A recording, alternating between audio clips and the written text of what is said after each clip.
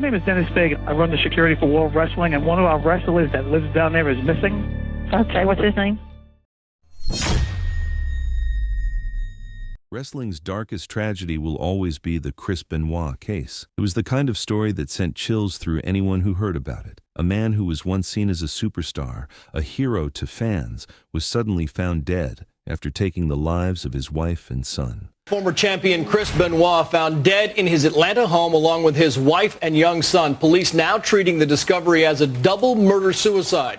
The news was beyond shocking, and as more details came out, the horror only grew. Each new revelation felt more disturbing than the last. So, let's take a step back and go through this terrifying incident to understand exactly what happened. On June 25, 2007, the world of professional wrestling changed forever. What started as a simple welfare check by police quickly turned into one of the darkest and most disturbing discoveries in WWE history. Chris Benoit, a man celebrated for his intensity and passion in the ring, had suddenly gone silent. He missed several WWE events over the weekend, something completely out of character for a performer as disciplined and reliable as him. WWE reached out to local authorities in Fayetteville, Georgia, asking them to check on Benoit at his home. My name is Dennis Big. I run the security for World Wrestling, and one of our wrestlers that lives down there is missing. Okay, what's his name? Chris Benoit. When police entered the house around 2:30 p.m., they expected to find answers. What they found instead was horror. Inside the home were the bodies of Benoit, his wife Nancy, and their 7-year-old son, Daniel. It didn't take long for investigators to piece together the unthinkable. Over the course of 3 days, Benoit had murdered his wife and son before taking his own life. The details only grew darker the deeper authorities looked. It's Saturday night, and then later get a call from Chris, and he goes, "Oh man, I'm not gonna make it." I go, "What's wrong?" He goes, "Daniel and Nancy have food poisoning, and I'm just trying to take care of them." And I'm like, "Oh man, are you good? You right?" And he's like, yeah, I'm okay. And he goes, "I love you." And I'm like, "Okay, brother, I love you too, man." That was weird. Nancy had been bound before she was killed. Their son Daniel had been sedated with Xanax, leaving him unconscious before Benoit strangled him. Finally, Benoit took his own life by hanging himself using the cables of his gym's lat pull-down machine. News of the death spread fast, and WWE was forced to react in real time. That very night, a live episode of Monday Night Raw was scheduled. Without the full details available yet, the company canceled the planned show and instead ran a 3-hour tribute to Benoit. It featured his most memorable matches, highlights from his career DVD, and heartfelt words from fellow wrestlers and announcers.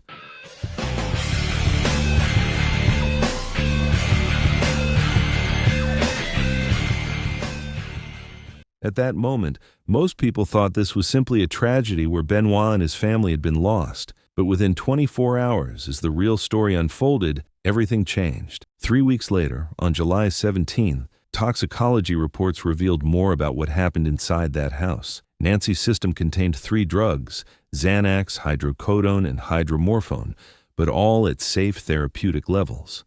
Nothing about her results explained her death. Daniel, however, had Xanax in his body, supporting the belief that he had been drugged before being killed. As for Chris, he tested positive for Xanax and hydrocodone as well. But what drew the most attention was the unusually high level of testosterone in his system. It was a synthetic form of the hormone, and while it raised suspicions, the chief medical examiner quickly dismissed theories of so-called roid rage. He explained that the testosterone was likely tied to treatment for testicular issues or past steroid abuse, and there was no evidence that it directly caused Benoit's violent actions. Still, the investigation uncovered a troubling reality. In February 2006, Benoit had been illegally supplied with substances that violated WWE's talent wellness program. These included nandrolone, a powerful anabolic steroid, and anastrozole, a breast cancer drug often misused by bodybuilders for its anti-estrogen effects. As the investigation continued, it was revealed that Benoit wasn't the only wrestler receiving such drugs, exposing just how widespread the issue was in the industry at the time. But steroids weren't the whole story. In fact, they might not have been the story at all. After the tragedy, former wrestler and neuroscientist Christopher Nowinski contacted Benoit's father, Michael. He believed years of repeated head trauma could have played a major role in Chris's shocking behavior. Benoit's brain was sent for testing, and the results stunned everyone. Dr. Julian Bales, a respected neurosurgeon, revealed that Benoit's brain was so severely damaged, it resembled that of an 85-year-old Alzheimer's patient. He had developed advanced dementia, the kind usually seen in older athletes who suffered repeated concussions. Similar brain damage had been documented in retired NFL players, men who, after years of trauma, battled depression, memory loss, and in some cases, violent outbursts. The evidence suggested that Benoit's years of brutal punishment in the ring, unprotected chair shots, countless bumps, and repeated concussions had taken a devastating toll. Benoit on the top of a 16-foot ladder! He did it! A death-defying leap! He hit him with the stitches! His father strongly believed this brain damage was the leading cause behind his son's actions. It didn't excuse what happened, but it offered a chilling explanation of how a man so admired could commit such a horrifying act. Once the full details became public, WWE faced a painful reality. Chris Benoit had once been one of their top stars, a world champion beloved by fans. But after the truth came out, celebrating his legacy was no longer an option. WWE made the decision to erase nearly all references to him. His matches disappeared from highlight reels, his name was removed from websites and publications, and he became a ghost in the company's history. It was as if his career had been wiped away overnight. Even though WWE tried to erase his legacy and remove every trace of him, true fans can never forget the career he had. Benoit worked his way up from nothing, building himself through pure grit and determination, and his in-ring skills were on a level that very few could match at the time.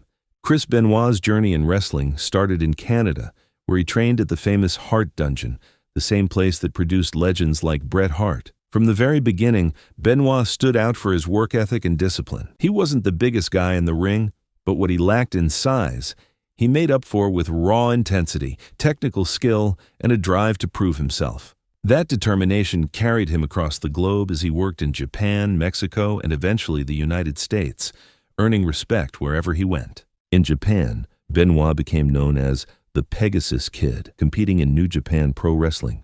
His matches there helped him refine his style, blending technical wrestling with a hard-hitting, high-flying approach. Japan also gave him the chance to go toe-to-toe with some of the best wrestlers in the world, and he proved he belonged. That international reputation helped him land opportunities in North America, first making a name in Extreme Championship Wrestling, and then stepping into World Championship Wrestling, where his career really started to gain traction. In WCW, Benoit was part of the legendary Four Horsemen stable, alongside Ric Flair, Arn Anderson, and others. Being chosen to carry on that legacy showed just how much faith people had in his ability. He earned respect for his technical precision and his unmatched toughness in the ring. Fans knew that whenever Benoit was booked for a match, they were going to see something special. He captured the WCW United States Championship, the Television Championship, and multiple tag team championships during his run there, proving he could succeed in any role. In 2000. Right from the start, he was placed in high-profile matches, including feuds with Chris Jericho, Kurt Angle, and The Rock. His in-ring talent was undeniable, and he quickly became a fan favorite. One of his most unforgettable performances came at WrestleMania 2000 in a triple threat match for the Intercontinental Championship against Jericho and Angle. Matches like this showed the world just how versatile he was, able to mix technical holds with fast-paced action that kept fans glued to the action. As the years went on, Benoit kept climbing. He won multiple Intercontinental Championships, became a tag team champion, and consistently delivered match-of-the-night performances. But nothing compared to WrestleMania 20 in 2004. That night, Benoit headlined Madison Square Garden in a triple threat match against Triple H and Shawn Michaels for the World Heavyweight Championship. After years of sacrifice, Benoit finally reached the top of the mountain. When Triple H tapped out to Benoit's signature Crippler crossface, the crowd erupted. The celebration that followed, with his close friend Eddie Guerrero joining him in the ring, became one of wrestling's most emotional and iconic moments. For many fans, that image defined Benoit's career, a man who fought against the odds and finally achieved greatness. After winning the world title, Benoit continued to be a central figure in WWE. He defended the championship against top stars, and even after losing it, he remained a respected competitor who could elevate any match. His technical masterpiece with Kurt Angle at the 2003 Royal Rumble and his legendary series of matches with Chris Jericho were proof of his lasting impact. Even when he wasn't in the main event, Benoit's matches often stole the show. His final match took place on June 19, 2007 at a WWE live event. Benoit faced Elijah Burke and won with the Crippler Crossface, the move that had become his trademark. At the time, fans had no idea it would be his last time in the ring. Looking back, it's remembered as the closing moment of a career, despite the darkness of how it ended, was filled with unforgettable performances and achievements that showcased his immense talent. Make sure to hit like and subscribe for more wrestling stories, and we'll catch you in the next one.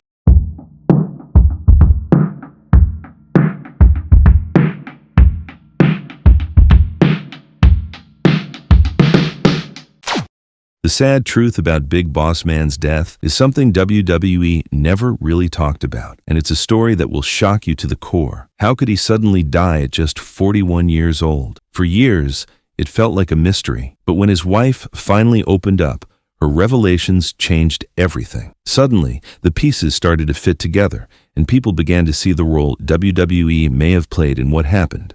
So, let's dive into this story and uncover what really went on behind the scenes. The truth is, even though Big Boss Man was a spectacular performer in the ring, loved by so many fans, his real life away from the spotlight was nothing like the larger-than-life character people saw on TV. Inside the arena, he was this tough, intimidating figure who made people cheer, boo, and stay glued to their screens. But once the cameras turned off and the lights dimmed, he was just a man whose body had been battered by years of wrestling. Like many of his peers from that era, the physical grind of the business caught up with him. The constant travel, the brutal matches, and the injuries that never fully healed left him struggling more than most people realized.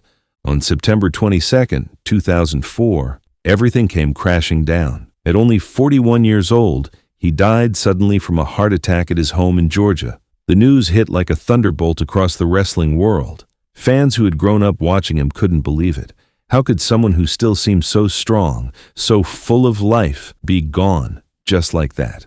His passing wasn't just shocking because of his young age. It was heartbreaking because he was still remembered with so much love by the very people who had cheered him on during his career. But what made his story even more complex was what came later. In the years after his death, his wife Angela began to open up in interviews, sharing details that fans had never known. She revealed the other side of his life, the side filled with constant physical pain that he carried around silently. She spoke about how dedicated he was to his family, how he tried to shield them from his struggles, and how much he fought to keep going even when his health was failing him. Angela painted a picture of a man who pushed himself far beyond his limits, often hiding just how much he was suffering because he didn't want to let down his family or his fans. Her words gave people a new understanding of what he had been going through behind the curtain.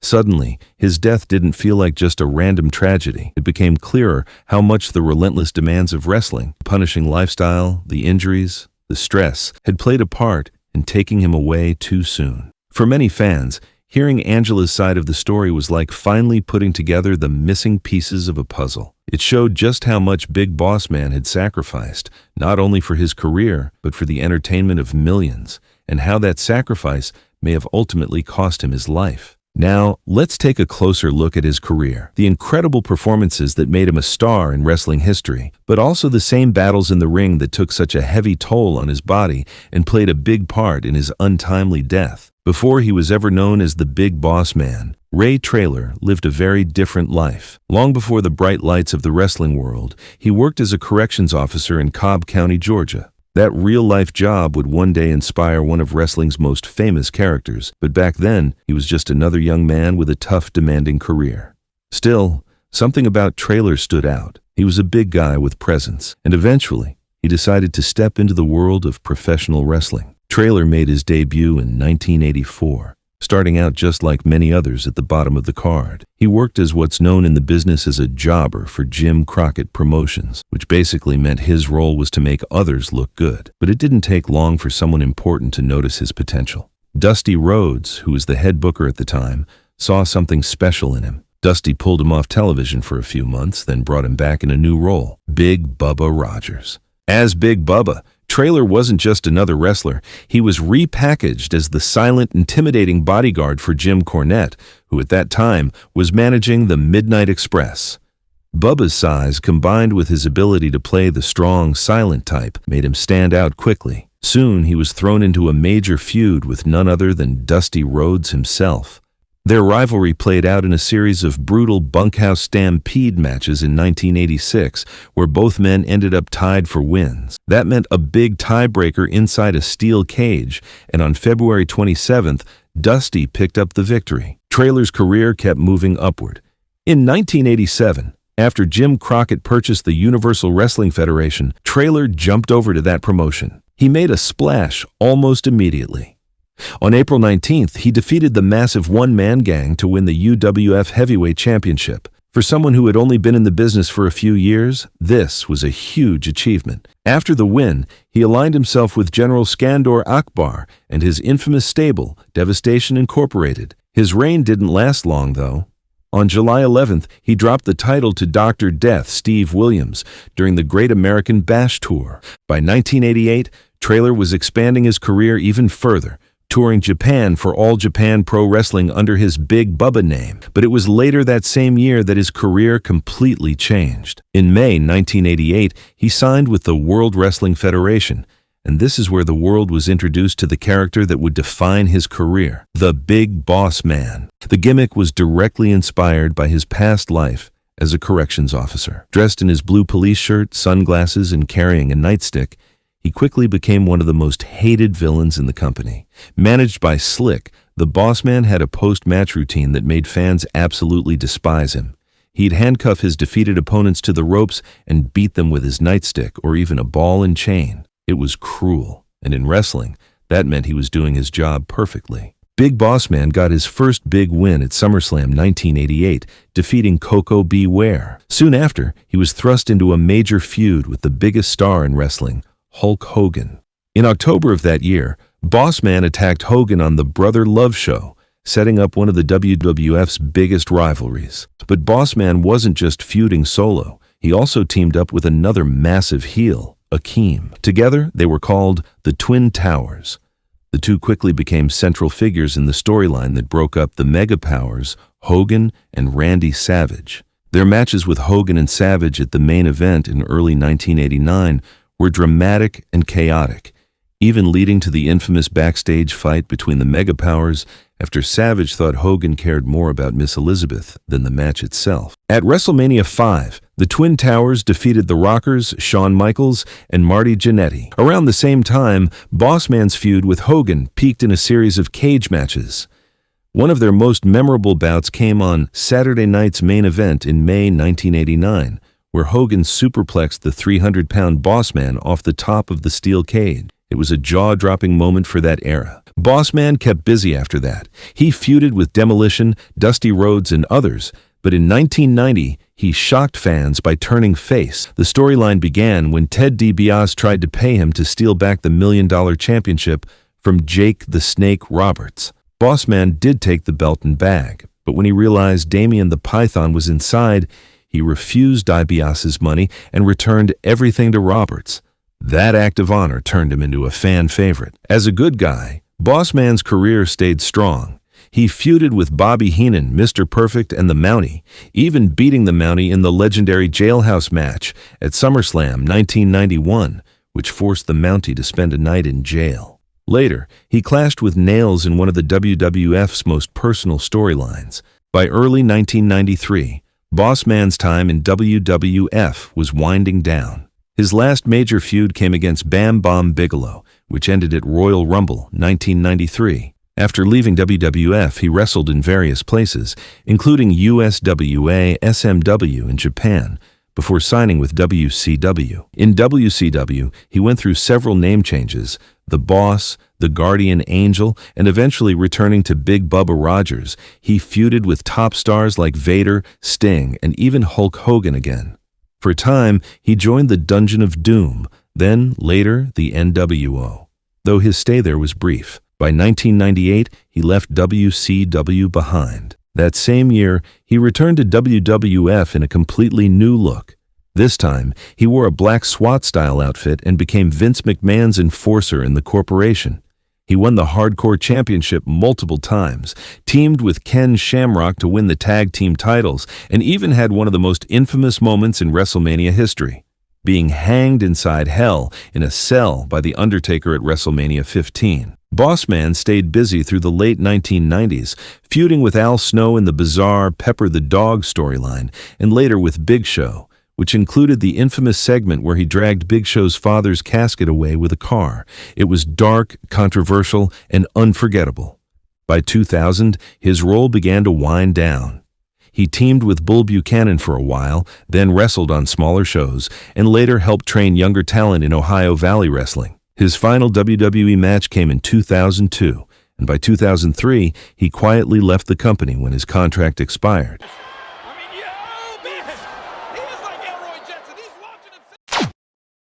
Crash Holly's death will always feel chilling, not just because he was only 32, but because of how heartbreaking the whole story really is. It wasn't just a loss, it was a tragedy filled with pain and sadness. So let's take a closer look and break down what really happened that led to such a devastating end. His final night was as heartbreaking as it was shocking. On November 6, 2003, the 32-year-old wrestler was staying at the Florida home of his friend and fellow wrestler, Stevie Richards. What seemed like an ordinary visit turned into something no one could have imagined. Crash was found in a disturbing state, partially clothed, lying motionless, with a pool of vomit around his face. Nearby were empty bottles of the prescription muscle relaxant Carisoprodol and a partially finished bottle of alcohol, painting a grim picture of what had happened in those final hours. Friends later revealed that Crash had been going through a painful time in his personal life. He had recently been served divorce papers from his wife, a blow that left him devastated and struggling to cope. The mix of emotional heartbreak and dangerous substances created a deadly situation. When the investigation was complete, the official cause of death was ruled a suicide, with authorities concluding that he had choked on his own vomit after combining alcohol and prescription drugs. It was especially heartbreaking when you remember how full of energy and life he always seemed in front of the camera, entertaining fans with his wild, fun personality throughout his career. He first stepped into the wrestling world back in 1989, starting out as Johnny Pearson in Bay Area Wrestling, a small promotion run by Woody Farmer. He wrestled there until 1994, learning the ropes and building his skills. But it wasn't all smooth sailing. He suffered repeated shoulder dislocations, injuring it 5 times and forcing himself to take an 18-month break to recover. When he returned, he reinvented himself as Irish Aaron O'Grady, a name that quickly became familiar on the independent circuit. Always looking for new experiences, he took his talent to Mexico in 1995, wrestling for Consejo Mundial de Lucha Libre under the name Super Diablo. A year later, he joined All Pro Wrestling and once again changed things up, calling himself the Leprechaun Aaron O'Grady. In APW, he built a reputation through intense matches, especially against fellow wrestler Vic Grimes, who would later cross paths with him again. In 1997, his growing buzz caught the attention of Taz, a top name in Extreme Championship Wrestling. Taz passed along a tape of O'Grady's match with Michael Modest to ECW owner Paul Heyman, which earned him a spot in the company. Crash's time in ECW was brief. He wrestled a few untelevised matches and even worked a dark match at the Big November to Remember event. But it gave him more exposure and valuable experience. After that, he returned to APW for another run before getting his big break. In early 1998, O'Grady had a tryout match with the World Wrestling Federation against Vic Grimes.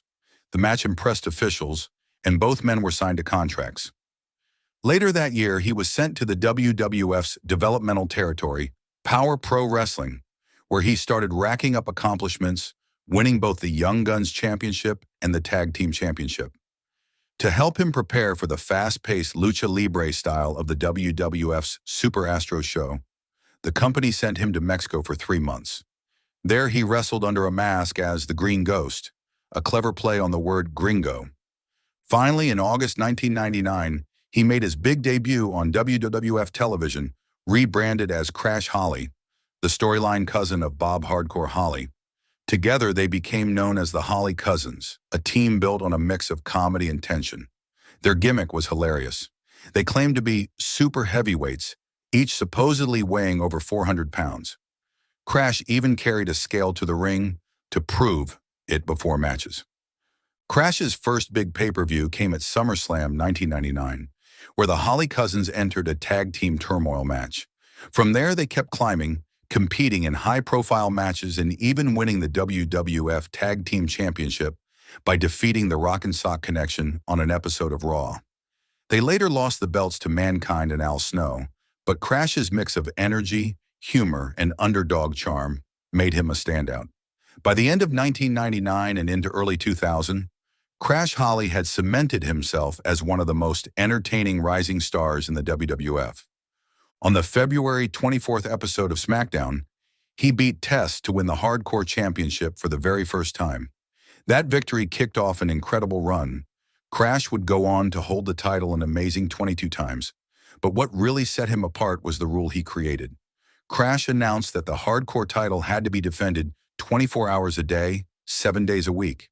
This 24/7 rule meant anyone could challenge him anytime and anywhere, as long as a referee was present to count the pin. This rule turned his reign into pure chaos and comedy. Crash was attacked in the most unexpected places: airports, hotel rooms, a circus, even a funhouse. Sometimes he lost the title in these wild encounters, but he almost always found a way to sneak back and win it again. His favorite trick was to wait until his opponent was already beaten down, then slide in for a quick pin before sprinting away to safety. Fans loved his clever escape so much that he earned the nickname the Houdini of Hardcore. He even defended the belt against non-wrestlers, like referees and road agents Gerald Briscoe and Pat Patterson, and had a memorable feud with the Mean Street Posse. Crash didn't stop there. At the Rebellion pay-per-view, he managed to beat William Regal to win the European Championship, though Regal took it back just 2 days later. By late 2000, his on-screen family expanded when Molly Holly was introduced as another storyline cousin. This led to a fun Romeo and Juliet-style storyline when Molly began dating Spike Dudley, causing tension between the Holly and Dudley families. In March 2001, Crash added another accomplishment by defeating Dean Malenko to capture the light heavyweight championship, defending it a few times before losing it to Jerry Lynn the following month. Crash continued teaming with Hardcore Holly through 2001 while also making appearances in Puerto Rico, where he briefly held the IWA Hardcore and Junior Heavyweight titles. Back in WWE, he spent much of late 2001 and early 2002 on house shows and secondary programs like Heat and Jacket. When WWE introduced the brand split, Crash was first assigned to Raw, but later jumped to SmackDown. In September 2002, if you enjoyed this video and want more stories about wrestlers who quietly made a difference, those who didn't chase headlines but still left a mark, then make sure to like this video, subscribe to the channel, and tell us in the comments. Tears flowing down, yes! Look at this! What really happened to Miss Elizabeth? That's a question that still lingers in the minds of WWE fans. From her sudden and unexpected death to everything she went through before it, her story is filled with heartbreak and struggle. She faced domestic abuse, personal battles, and so much more. And in the end, her life came to a truly tragic end. So let's take a look back and see what went wrong, and how things led Miss Elizabeth to such a heartbreaking fate. So let's start by talking about her death, because that's the part that still leaves fans with so many questions. On May 1st, 2003, in Marietta, Georgia, Lex Luger made a desperate 911 call. He told the operator that Elizabeth wasn't breathing. He tried mouth-to-mouth resuscitation, but it didn't work. Paramedics rushed her to Wellstar Kennestone Hospital, but it was already too late. At just 42 years old, Miss Elizabeth was pronounced dead. The medical examiner later revealed the cause: acute toxicity. In other words, a deadly mix of painkillers and vodka. Officially, her death was ruled an accident.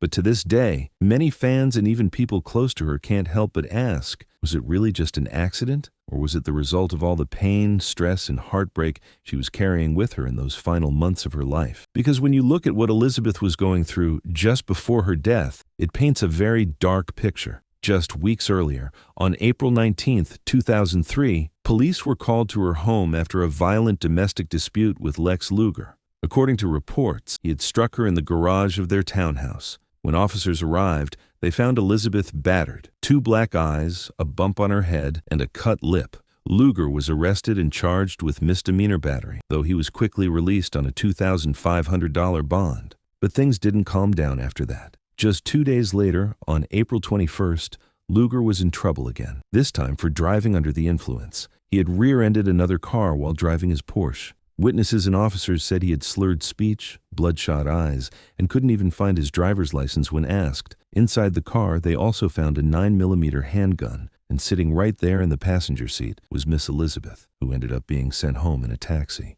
To make matters worse, Luger wasn't even supposed to be driving in the first place. His license had already been suspended because he failed to appear in court earlier that year for charges related to driving with expired tags and no proof of insurance. It was one bad decision after another, and Elizabeth was caught right in the middle of all of it. So when you step back and look at the whole situation, you can see why so many people believe her death wasn't just some random accident. Sure, the toxicology report said it was a deadly mix of painkillers and alcohol. But the truth is, Elizabeth had been living in chaos. Between the domestic abuse, the legal troubles, and the constant turmoil in her personal life, it's not hard to imagine that depression and despair played a huge role in what happened that night. Her glamorous image on TV as the First Lady of Wrestling was gone, and behind closed doors, she was facing pain and struggles that few really knew about. Now, let's turn our attention to her career, a journey that was nothing short of eventful and really highlighted just how much potential she carried with her. Miss Elizabeth's career in wrestling started in a pretty unique way. While she was working at a gym, she met Randy Poffo, better known to fans as the legendary Macho Man, Randy Savage. The two ended up getting married in 1984, and not long after, Elizabeth began dipping her toes into the wrestling world. She first appeared as a TV announcer for International Championship Wrestling, where Savage was working at the time. Then came the big moment. On June 17, 1985, Randy Savage made his official debut in the World Wrestling Federation. Back then, WWF had this storyline where all the managers were trying to sign Savage as their client. But instead of choosing any of the established names, Savage shocked everyone when he brought out a mysterious, beautiful woman to be his manager. That woman was Miss Elizabeth, and her debut instantly set her apart. From that point forward, Elizabeth wasn't just Savage's wife. She was his manager, his partner at ringside, and part of the storylines that defined the WWF in the mid to late 80s. One of her first big roles came during Savage's feud with George the Animal Steele. The storyline was simple but unforgettable. Steele fell in love with Elizabeth, which drove Savage crazy and sparked one of the most popular feuds of the 1980s. Fans couldn't get enough of it, and Elizabeth became a major part of the drama, but her role only grew bigger. When Savage lost his Intercontinental Championship to Ricky the Dragon Steamboat at WrestleMania 3, another feud began.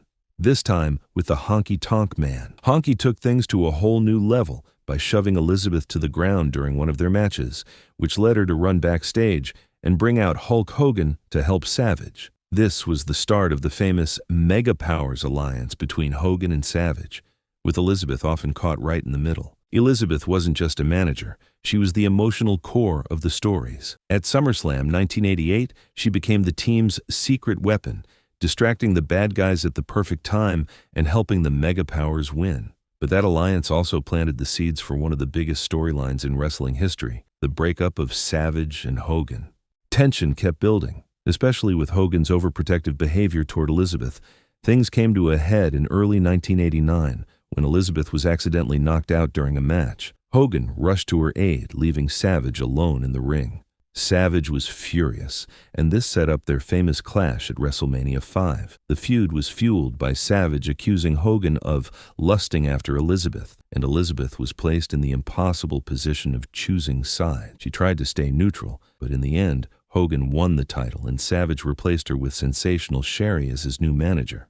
After that, Elizabeth's appearances became more limited, but whenever she showed up, she made an impact. She briefly managed Hulk Hogan, even tripping Sherry at SummerSlam 1989 to help Hogan and Brutus Beefcake defeat Savage and Zeus. Then, in 1990, she returned once again, this time alongside Dusty Rhodes and Sapphire in a mixed tag team feud against Savage and Sherry. Once again, Elizabeth's presence was enough to electrify the crowd. Then came perhaps her most emotional storyline. At WrestleMania 7 in 1991, Elizabeth made a surprise return during Savage's retirement match against the Ultimate Warrior. After Savage lost, Sherry attacked him in the ring, and Elizabeth ran out to save him. The moment ended with Savage and Elizabeth reuniting in one of the most heartfelt scenes in WWE history. Fans were literally in tears.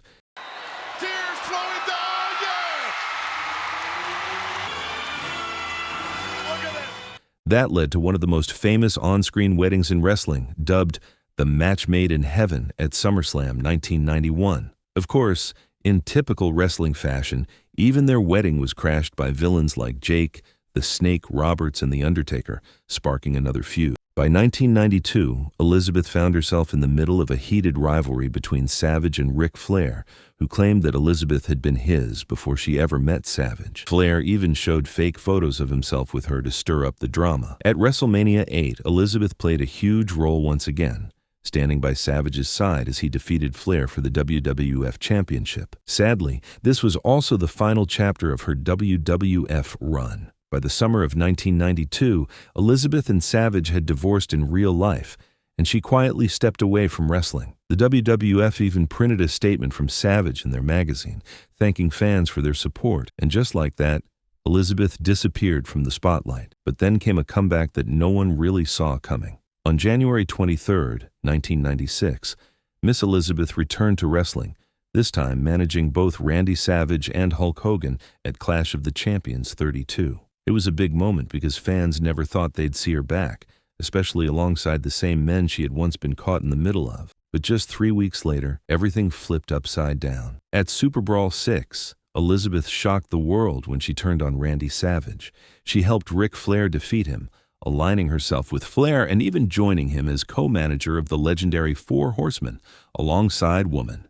It was the first time fans really saw a darker, colder side of Elizabeth. That shift in her character continued when she became tied to the New World Order. By September 1996, Elizabeth was standing with Hulk Hogan in the NWO, but things weren't so simple. Even though she was part of the group, it was obvious she still had feelings for her ex-husband Savage. And when Savage himself joined the NWO in February 1997, Elizabeth was right back by his side. Together, they reignited one of WCW's hottest rivalries, going head-to-head with Diamond Dallas Page and his wife, Kimberly. This feud stretched across 1997 and gave Elizabeth a spotlight of her own, making her more involved in storylines than ever before. But things didn't stay steady for long. In May 1998, she sided with NWO Wolfpack, only to betray Savage again a month later by switching over to NWO Hollywood. This back-and-forth drama kept her in the spotlight, but also showed just how unpredictable her role had become. For a time, she was even paired with Eric Bischoff, accompanying him to the ring and taunting Savage, who eventually snapped back by coldly saying he was over her a long time ago.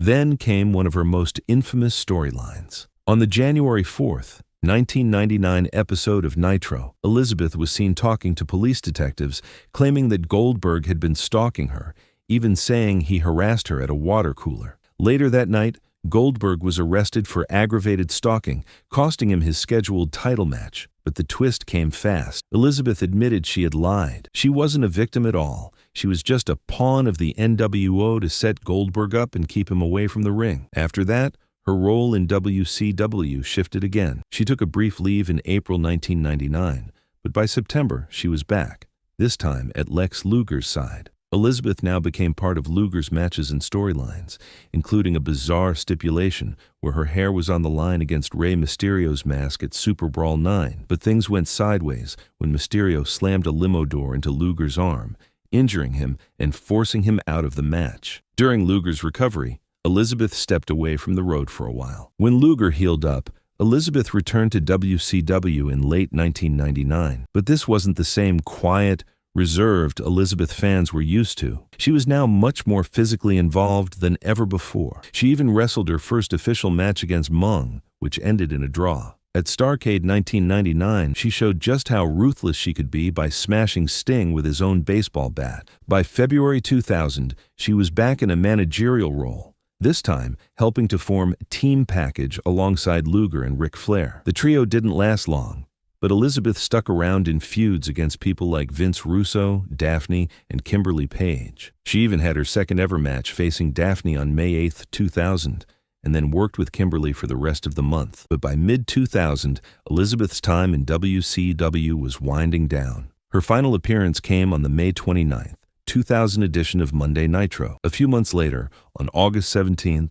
her contract expired, and just like that, Elizabeth quietly walked away from wrestling for good.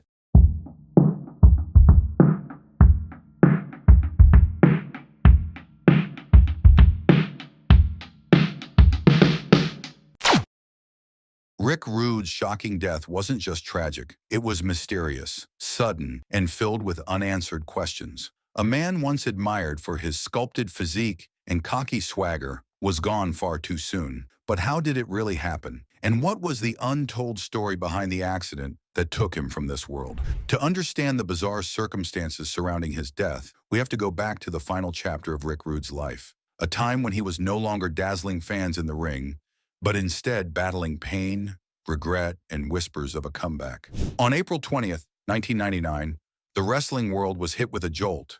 Rick Rude, real name Richard Irwin Rude, was found dead in his home in Alpharetta, Georgia. He was only 40 years old. The cause? A heart attack. But beneath that simple explanation lay a deeper, more complicated truth. Toxicology reports revealed a lethal mix of prescription drugs, painkillers, muscle relaxers, steroids. Many believe it wasn't just an accident, it was the final breaking point of a body that had been pushed beyond its limit. You see, Rick Rude had been preparing for a comeback. After suffering a serious back injury in 1994 that forced him into early retirement, he had been healing, training, and even negotiating a return to the ring. He wanted to wrestle again. But he was also reportedly using performance-enhancing drugs to get back into his old shape. His body, already worn down from years of punishment, couldn't take it anymore. Some who were close to him say he was in tremendous pain in the final months of his life. Others say he looked fine, like the old ravishing Rick. But in truth, he was fighting a war inside, physically and emotionally. But Rick Rude's story isn't just about a tragic end. His career was filled with bold moves, controversies, and clashes with wrestling's biggest names. And to truly understand why his death struck such a deep chord, you have to understand the man behind the mustache. Rude wasn't just another flashy character in spandex. He was a no-nonsense guy in a wild industry. He didn't kiss up to promoters. He didn't play politics backstage. And that led to some serious drama. One of the biggest controversies of his career came in 1997, when he appeared on 2 wrestling shows on the same night. That's right. Rick Rude made history by showing up on WWF's Raw and WCW's Nitro on the very same Monday night during the height of the Monday Night Wars. One was live, one was taped, and fans were left speechless.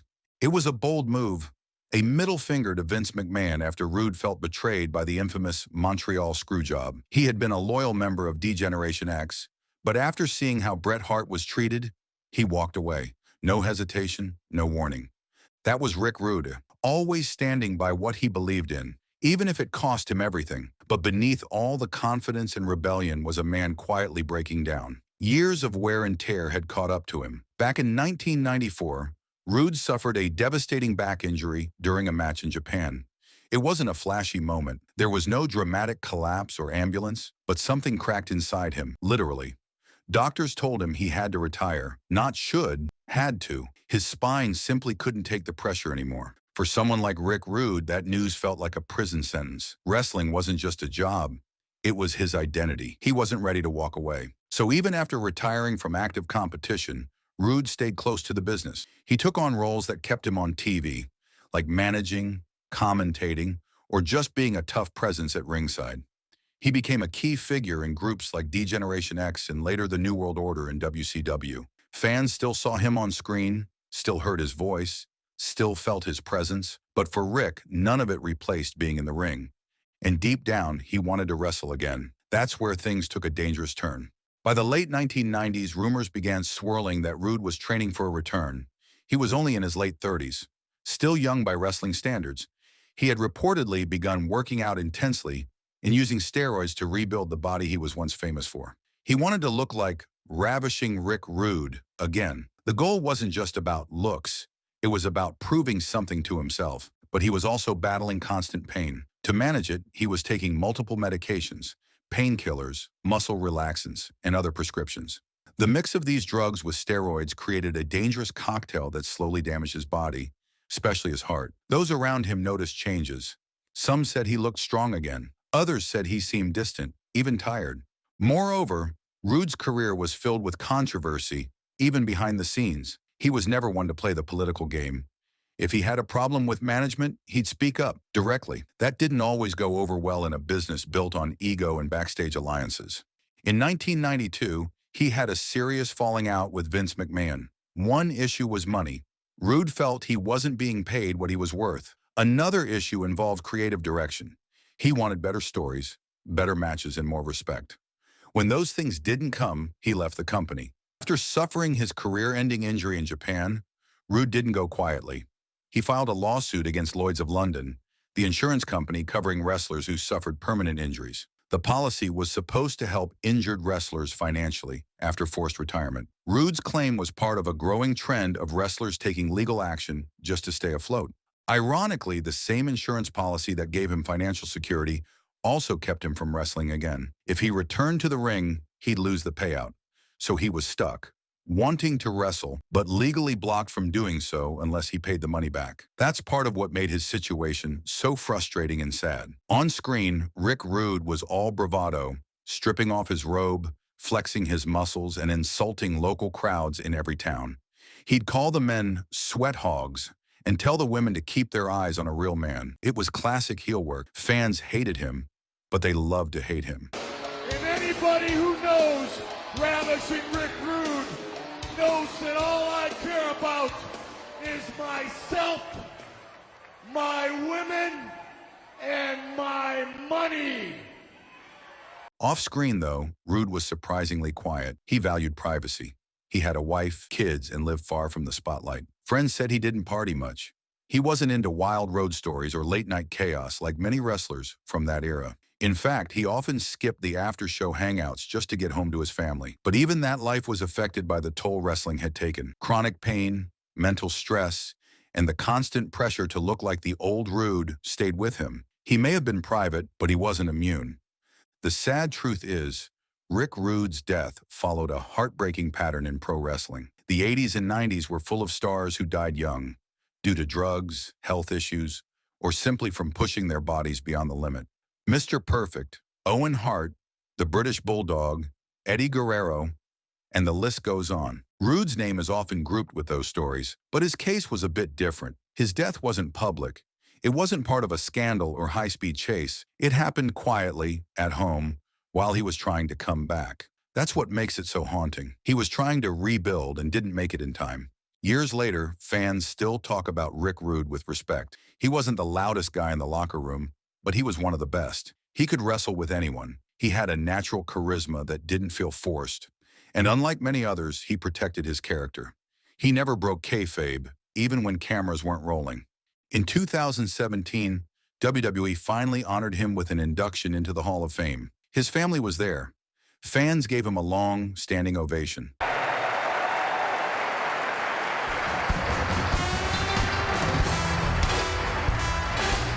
The stories shared that night weren't just about his muscles or arrogance. They were about his work ethic, his loyalty, and the impact he made in such a short time. If Rick Rude's story hit you like it hit us, quietly powerful and painfully real, then don't let it fade. Hit that like button to keep his legacy alive, and subscribe for more untold stories from the world behind the curtain. And if you've ever wondered what really happens to the heroes of our childhood when the lights go out, stick around. We've got more truths coming your way. Thanks for watching, and we'll see you again very soon.